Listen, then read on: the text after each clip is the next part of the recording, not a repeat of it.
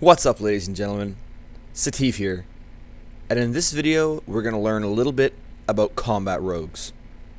Things like how to gem and enchant your character, what glyphs and talents you should be taking, as well as some basic rotational information on how I open as combat and what I'm trying to accomplish as a combat rogue. Alright, time to talk a little bit about talents. Talents are pretty straightforward, and if you watch the Subtlety video, then you're going to notice something here. Not a whole lot changes. All three of the rogue specs generally use the same glyphs and talents. Let's go ahead and talk a little bit about these talents anyway, just to cover them from this video's perspective, because some of the talents are useful for different reasons. Subterfuge is useful for healing for your team. You know, you can get multiple garrotes or cheap shots out to subdue your enemies and let your team catch back up. Nerve Strike is used for the similar reason. The 25% damage reduction can really support your teammates when they're getting mongolated into the earth. Whereas Combat Readiness is more of a battleground talent, I feel. A lot of times in Arena, people are too focused on you, so they are extremely aware of your combat readiness and they will just swap off, making it a wasted talent. Whereas Nerve Strike, there's nothing anybody can do about Nerve Strike. A rogue is going to stun you eventually and you're going to deal less damage because of it. Elusiveness is significantly better than Cheat Death. Cheat Death has a habit of proccing when you're lower than 10%. Things like, I don't know, 5%, you know, 2%. You proc Cheat Death at 2% and you get meleeed and you fucking die, dude. It's the worst talent. But elusiveness is a little more consistent, so I tend to take it almost all the time. Burst of Speed versus Shadow Step. This has been a question on many people's minds, and it generally boils down to your personal playstyle. I really like Burst of Speed. I've been having a lot of fun with it, just NASCARing around pillars and line of sighting people and just otherwise being troll with it. You know, it's a troll spell. Take Burst of Speed and troll your enemies. That's the point of Burst of Speed.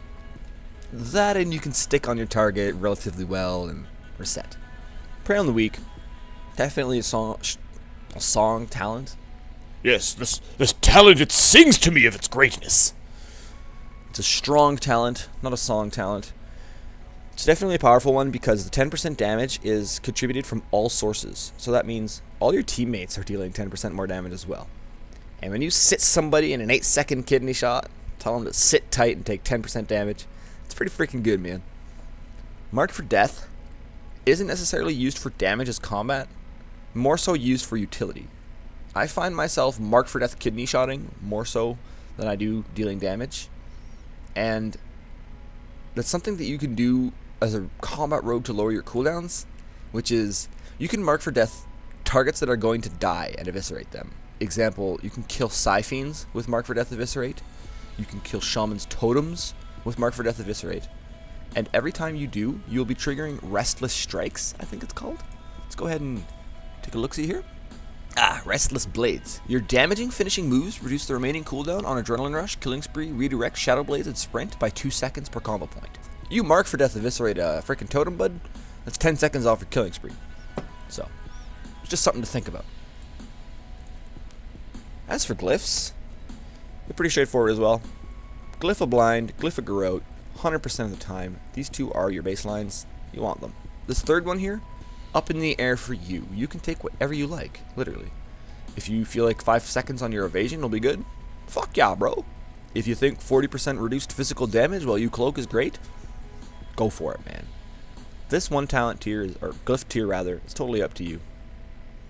I've been doing BG montages, so I took Recoup, and earlier I had Combat Readiness.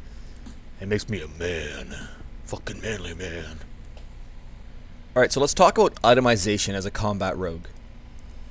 Your stat priority is Agility, Mastery, Crit, Haste.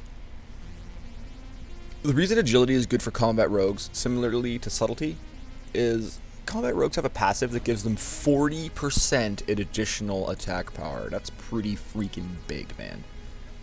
The reason Mastery is good is because there's a 50% chance to deal 120% main hand weapon damage. Now, that doesn't sound like a lot.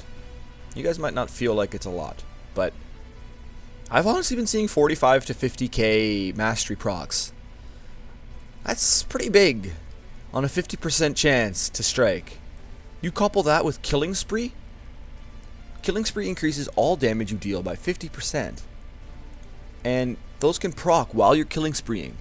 So, Mastery makes your killing spree fucking nasty, bro. It makes it really nasty.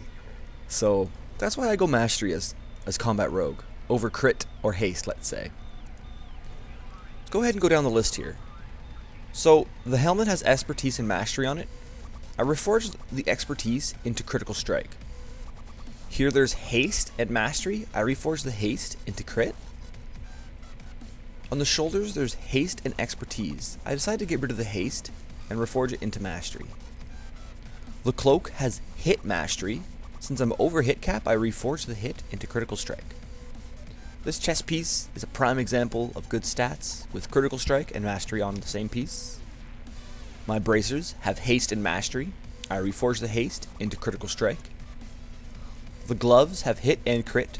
I reforged the hit into mastery due to the fact that I'm over hit cap, just from these 3 pieces. Belt again, those are the stats you want, critical strike and mastery.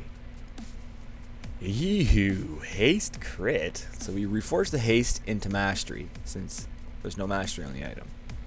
The booties got the stats that we want, critical strike, mastery. The ring has hit mastery, much like the cape, so we reforged the hit into critical strike, because like even reforging hit out of every single spot, I'm still 0.22 over. Our next ring has haste critical strike, so we reforged the haste into mastery. And as a human rogue, I don't have a PvP trinket to reforge, but if I did have a PvP trinket to reforge, I'd get rid of the crit and turn it into mastery. Our weapons, similarly, have crit mastery, so we just kind of leave them be. Those are the stats we're looking for. As for gems, they're relatively straightforward as well. In your helmet, you want the Agile Primal Diamond, the 216 Agi, 3% increased critical effect.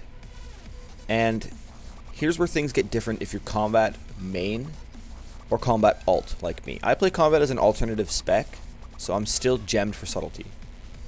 If you wanted to play combat as a main spec, I've noticed that a rogue by the name of Woundman is deciding to gem Mastery Agi in his red sockets. He straight up goes Mastery Agi, like a G, you know? He just fucking loves Mastery, I guess. But yeah, here's the Mastery Agi gem, Adepts Vermilion Onyx. So if you wanted to play combat as a main spec instead of subtlety, then I would suggest replacing your delicate primordials with Adepts Vermilion. But if you're just playing it as an alternative spec, you're not hindering yourself too much by using agility. Agility is relatively good for combat still, so there's no loss really. Your blue gems, you go for Assassin's Imperial Amethyst. Your red gems, you go for Delicate Primordial Ruby or Adepts Vermilion Onyx. And for your yellow gems, you go for Adepts Vermilion Onyx. As for enchants, nothing at all changes from subtlety to assassination to combat, but I'm going to go over them again simply so you don't have to go looking elsewhere. Your shoulders, you'd like the 200 agility, 100 critical strike enchant. For cloak, you want 180 critical strikes. Chest, you'd like 80 to all stats. Bracers, 180 agility. Main hand weapon, would like Dancing Steel and Living Steel weapon chain in your offhand. Your boots, you can take Pandarian Step or Blurred Speed. Both of them give you 140 agility or mastery, depending on which one you choose. And for your leg enchant, you need Shadow Scale leg armor, I think it is, which is 285 agility, 165 crit.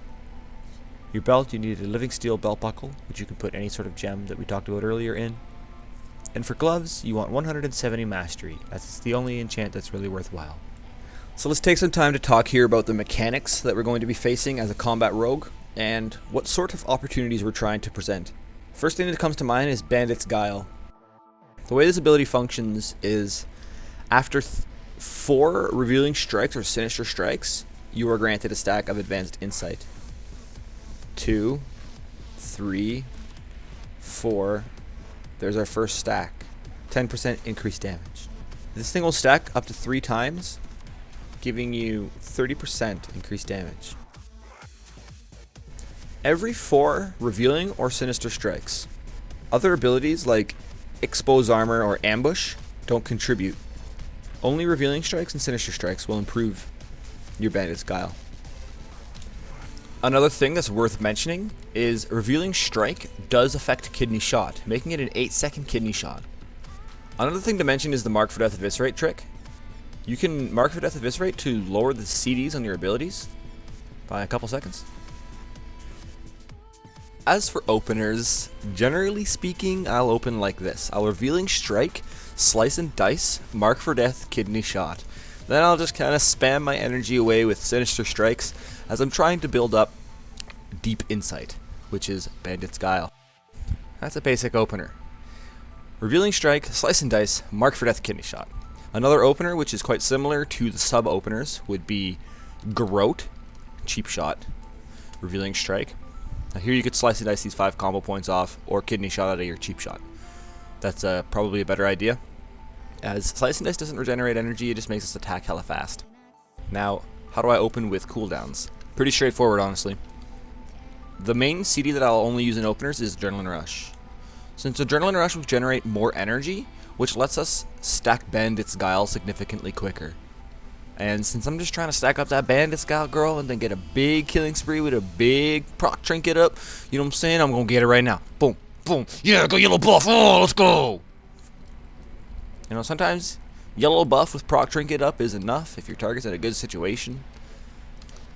And as you noticed, I popped Shadow Blades right as I killing spreed. Now, the reason for doing that is killing spree the ability increases all damage done by 50% for its duration. That's all damage, including Mastery procs from Mastery, Poison procs from Poisons, and Shadow Blades melees. That's where shit gets serious. When your Shadow Blade melee strikes are dealing 50% increased damage, it's fucking real, dude. So much damage. Like, I seen a 40k Shadow Blades melee when I was doing some of that shit in the BGs, you know? So, the most efficient way to killing spree is with Shadow Blades up. Straight up, bro. Now, that's not to say that you shouldn't killing spree if you don't have Shadow Blades. That's definitely not the case. As Shadow Blades does increase the combo points that you generate. So, like, you can generate some pretty mad combo points and reduce the CD quite a bit. Like, right there with just Shadow Blades alone, I reduced its own cooldown by a minute within its duration. So, within 12 seconds, I reduced Shadow Blade's CD by 1 minute. Now, that's a lot of cooldown reduction. Granted, I did use Mark for Death. So, as a combat rogue, you're mainly trying to manage Slice and Dice and Kidney Shots. That's the key thing. On top of that, you're trying to land a full Kidney Shot and get killing spree rolling, man, with at least green buff and proc trinket up. Proc trinket is the most important part, honestly. It's like the BAM, dude. You could have yellow buff and no proc trinket, and I think your killing spree would do less than killing spree with no buff and proc trinket. So, ideally you want to get at least green buff and killing spree with your proc trinket up. That's all for the combat video, guys. I know it's been a long one, but if you've still got some energy and free time left, feel free to check out the triple spec montage video. The first 7 or 8 minutes of that video is actually combat footage, so it'll be nice to transition from this video directly to that video to watch what's going on in actual battleground footage. It'll be a nice relaxed environment in BGs, just messing around and having fun as combat. So, I hope you guys will enjoy that one as well. And I hope you enjoyed this video, because I felt like it was a little bit long, but a lot of information was being shared. Unlike Subtlety, which I've done guides on Subtlety plenty of times, and I have multiple videos simply just talking about Subtlety on my channel. So, the combat guide was new and had a lot of information to break down.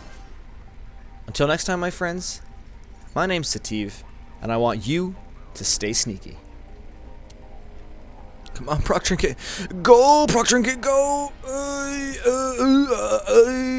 See? Look at this. Look at this. I've been trying to proc this whole fucking time. Right as red buff fades. Right as red buff fades.